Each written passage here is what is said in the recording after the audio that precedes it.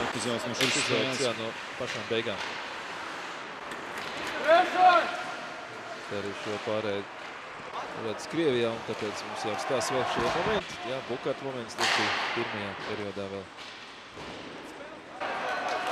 Vilkājot izgājums. Vilkājotām bija labas iespējas, bet neizdevās tās realizēt. Tā pagaidām ir lielākā problēma visas sezonas garumā Hokeja klubam Rīga, bet, protams, prieks, ka izdevās izcīnīt uzvaru pret tik spēcīgu pretinieku. Protams, priecē šī maiņa. Trešā maiņa Roberts Līpsbergs. Te arī soda metiens.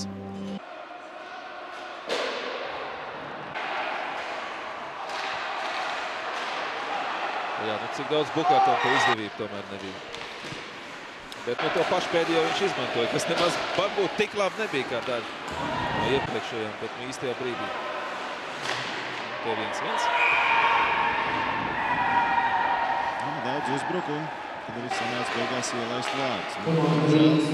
Neizdevās izcīnīt uzvaru pamattākā, bet ņemot vērā arī pretinieku komandas tiešām lielos uzbrukums daudzos, tad arī jāteic, ka izdevās arī nosargāt šo vienu punktu, kur beigās pārvērtām 2 punktos. Likarēs no vārtu guvums, Roberta Bukārta izpildījumā un, protams, arī svinību tēlē.